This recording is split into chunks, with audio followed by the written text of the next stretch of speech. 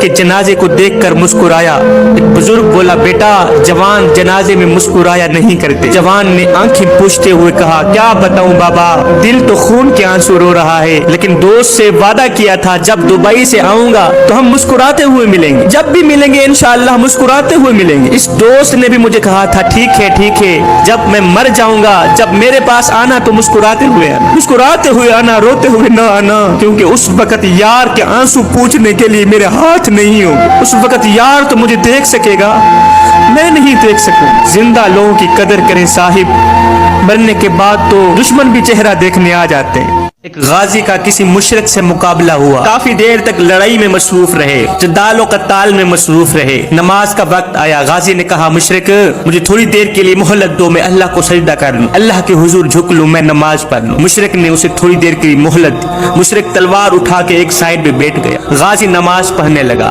اللہ کے حضور جھکنے لگا، اس نے قیام کیا، رکوع کیا، سجدہ کیا۔ نماز سے فارغ ہونے کے بعد پھر جدال و قتال میں مصروف ہو گئے۔ اتنے میں مشرک کی پوجا پاٹ کا وقت آیا، مشرک کی عبادت کا وقت آیا۔ مشرک نے کہا، اب میری عبادت کا وقت آ گیا ہے، مجھے تھوڑی دیر کے لیے مہلت دو، میں بھی پوجا کر لوں، میں بھی عبادت کر لوں۔ غازی نے، مسلمان نے اسے مہلت دے۔ اب وہ پوجا پاٹ میں مصروف ہو گیا، عبادت میں مصروف ہو گیا۔ اتنے میں شیطان آیا، غازی کو کہنے لگا، وقت آ گیا ہے کامیابی کا، وقت آ گیا ہے نصرت کا، اٹھو تلوار اٹھاؤ، یہ عبادت میں مصروف ہے، پوجا پاٹ میں مصروف ہے، اس کا کام تمام کر دو، اس کا سر تن سے جدا کر دو، اس کا سر اڑا دو، کامیاب ہو جاؤ، غازی بن کے نکلو۔ ایک دم غیب سے آواز آئی، نہ غازی نہ، عبادت کی حالت میں اسے مت مرنا، اگر ایسا کرو گے تو تم ہار جاؤ گے، مشرک جیت جائے گا، ایسا کرنے میں تمہاری کامیابی نہیں ناکامی ہے، شیطان کی بات مت ماننا۔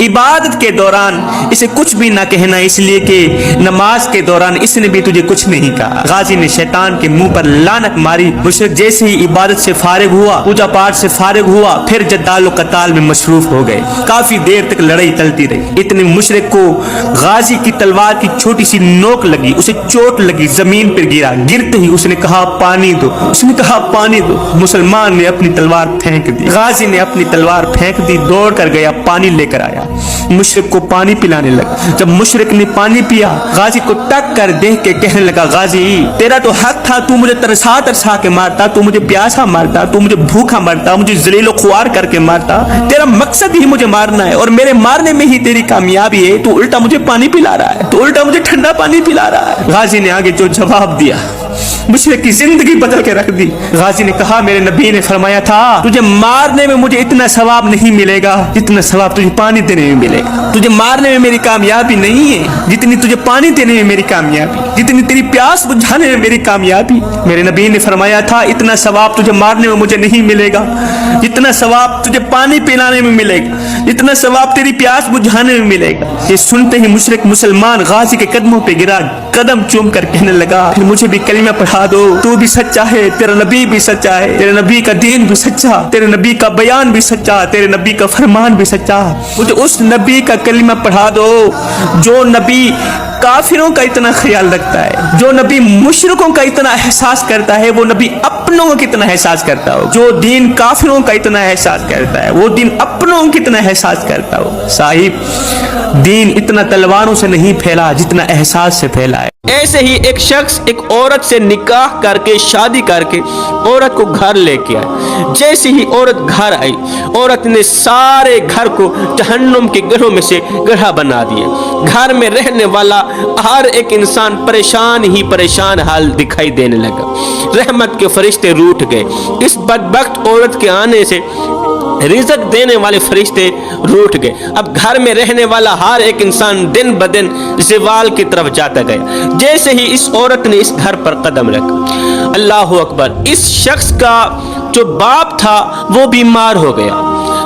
بیماری دن بدن بڑھتی گئی۔ اب یہ بڑھا شخص کھانستا تھا، باپ کھانستا تھا، تو اس کی بیوی کو بڑی ہی تکلیف ہوتی تھی۔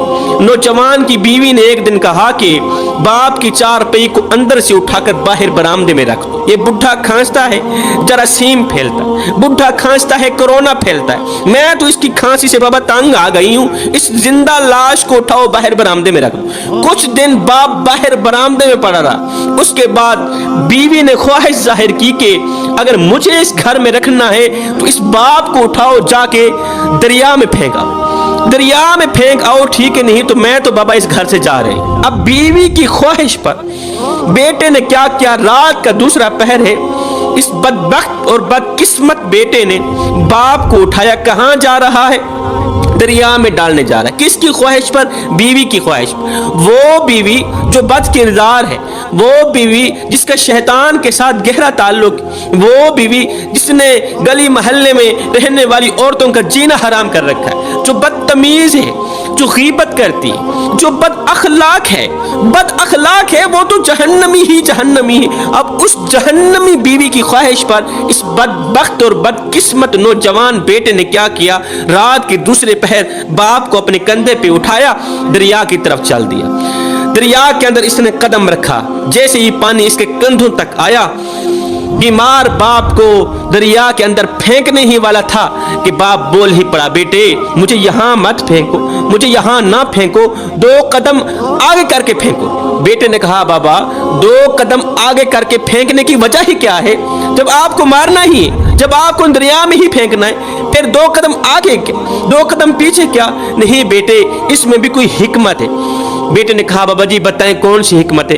کہا، بیٹے میں نے اپنے باپ کو اس جگہ میں پھینکا تھا، میں نے اپنے باپ کو اسی جگہ پر پھینکا تھا جہاں تم مجھے پھینکنے آیا۔ میں چاہتا ہوں مجھے 2 قدم آگے کر کے پانی میں ڈال، آگے کر کے پانی میں پھینک، تاکہ تیری اولاد جب آئے، تیری اولاد جب جوان ہونا، وہ تجھے 2-4 قدم اور آگے کر کے دریا میں ڈالے۔ ہائے ہائے، باپ کے اس جملے نے بیٹے کی زندگی بدل کے رکھ دی۔ یہ تو نسل در نسل سے چلا آ رہا ہے، پھر میں اس سلسلے کو ختم نہ کر۔ اب یہ بدقسمت نوجوان، بدقسمت بیٹا خوش بختی میں تبدیل ہو گیا تھا، اپنے بوڑھے باپ کو گھر لے کے آیا۔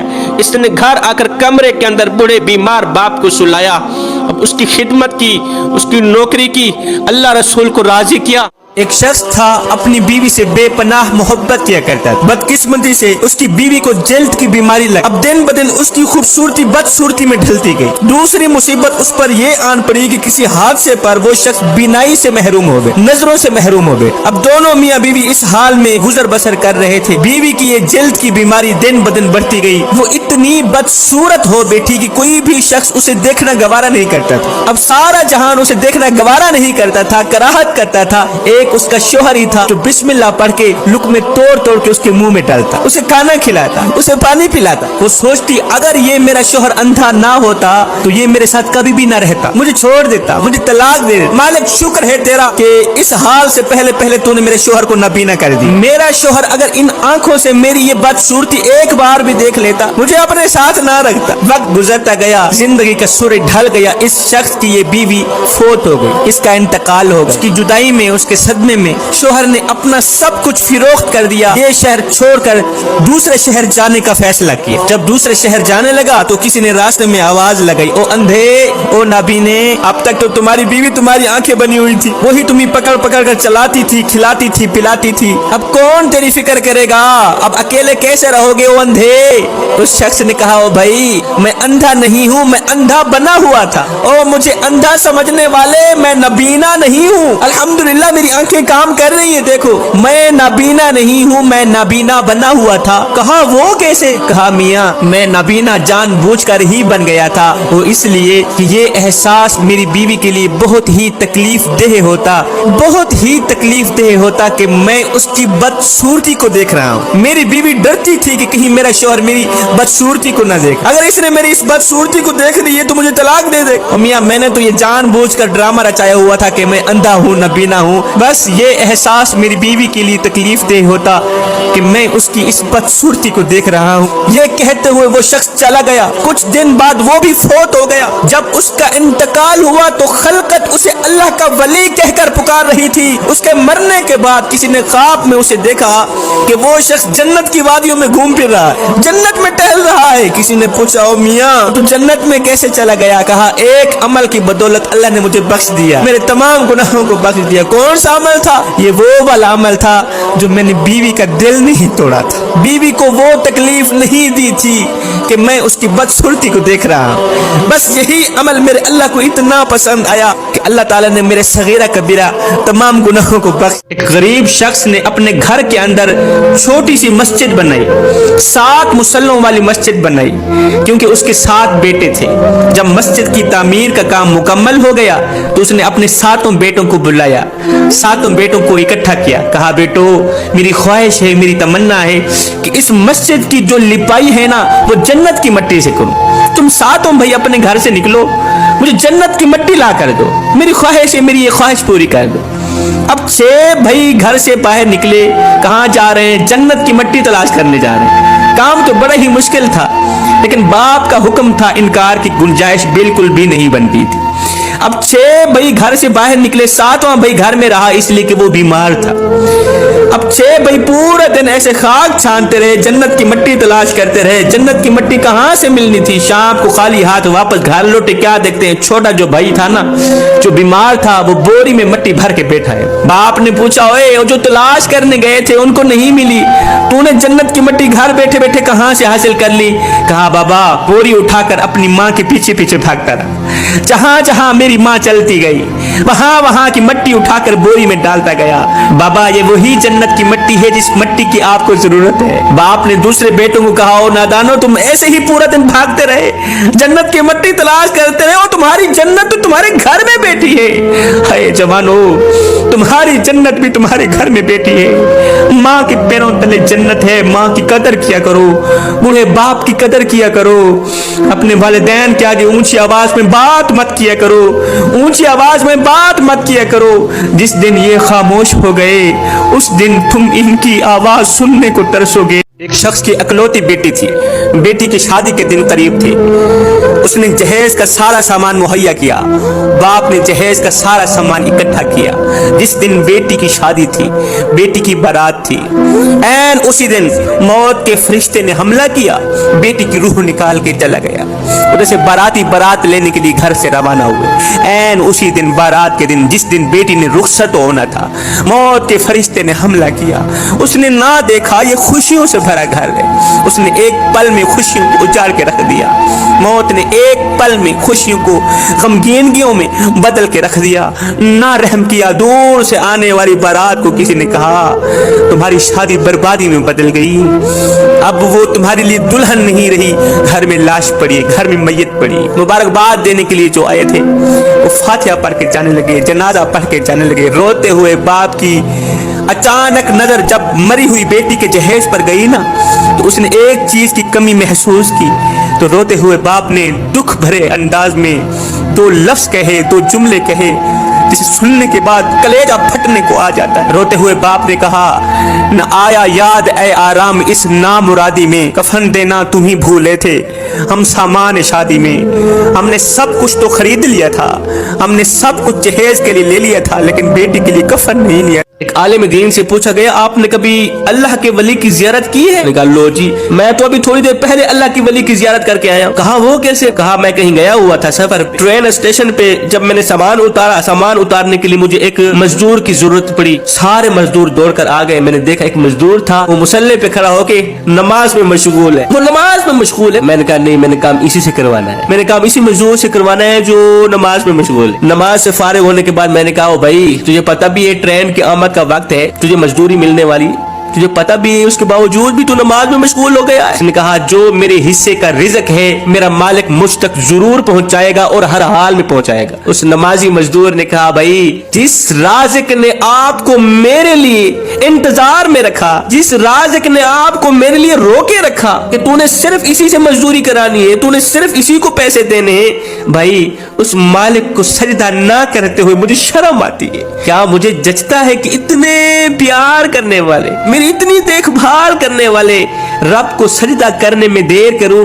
یہ مجھے نہیں جچتا۔ ایک روتی ہوئی خاتون مولوی صاحب کے پاس آئی, کہا مولوی صاحب امیری کا جنازہ نکل گیا ہے, غربت عروج پر آ گئی, میرے بچے ہیں, جب ان کو کھانے کو کچھ نہیں ملتا تو رات کو سوتے وقت وہ بہت زیادہ روتے ہیں. مولوی صاحب کوئی ایسا تویز لکھ کر دو کہ میرے بچے رات کو بھوک سے رویا نہ کر. جیسے ہی مولوی صاحب نے تویز لکھا اسی دن سے ان کے حالات بدلنے لگے, اسی دن سے ترقی ہونے لگی, دن بدن ترقی میں جاتا رہا. اتنی ترقی ہوئی ایک دن یہ لوگ امیر بن گئے, امیر بن گئے. اللہ تعالیٰ نے رزق سے نوازا, پیسے سے نوازا, دولت سے نوازا. ایک دن یہ خاتون اپنے محل کے اندر بیٹھی ہوئی, اچانک اس کی نظر اس صندوق پر پڑی جہاں اس نے مولوی صاحب کا وہ والا تویز سنبھال کے رکھا ہوا تھا. اس نے سوچا کیوں نہیں تویز اٹھا کے دیکھوں تو صحیح کہ آخر مولوی صاحب نے کیا لکھا تھا کہ ہم نے اتنی جلدی ترقی کر لی. اس خاتون نے تویز اٹھایا, کھولا, دیکھا. کاغذ کے اوپر یہ ایک جملہ لکھا ہوا تھا کہ جب پیسوں کی ریل پیل ہو جائے تو یہ پیسہ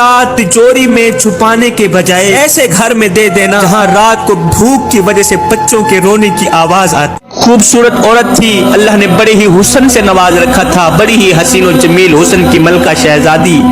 جب وہ مری تو اس کی خوبصورتی بدصورتی میں تبدیل ہو گئی. جب اس کے جسم سے روح نکلی نا تو لوگوں نے دیکھا اس کی خوبصورتی بدصورتی میں تبدیل ہو گئی.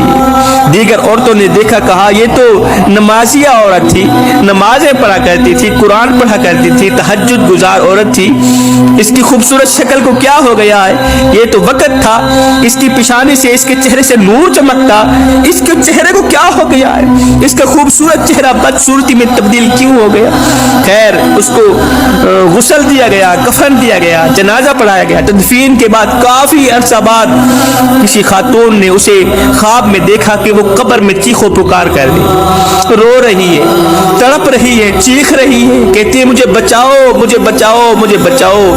اس نے پوچھا تو نماز بھی پڑھتی تھی, قرآن بھی پڑھتی تھی, تہجد گزار تھی, اچھی عورت تھی, مومنہ عورت تھی, تجھے کیا ہو گیا ہے؟ اللہ تعالیٰ نے کس گناہ کی وجہ سے تجھے اتنا بڑا عذاب دے رکھا ہے کہ قبر سے تیری چیخیں نکل رہی ہیں؟ تو اس عورت نے کہا کہ میں سب کچھ کرتی تھی, میں قرآن بھی پڑھتی تھی, میں نماز بھی پڑھتی تھی, میں تہجد بھی پڑھتی تھی, لیکن میں پردہ نہیں کرتی تھی, میں بن سنور کے باہر نکلتی تھی, میک اپ کر کے خوبصورت سا چہرہ بنا کے گلی سے باہر نکلا کرتی تھی, اس سوچ کی بنیاد پر کہ لوگ مجھے دیکھیں, جو ایک بار دیکھے بار بار دیکھنے کی خواہش پیدا ہو.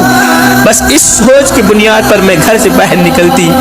میرا جو حسن تھا وہ میرے شوہر کے لیے نہیں تھا, یہ میری ایک سوچ تھی. میرا جو حسن تھا وہ باہر والوں کے لیے, نامحرم لوگوں کے لیے تھا.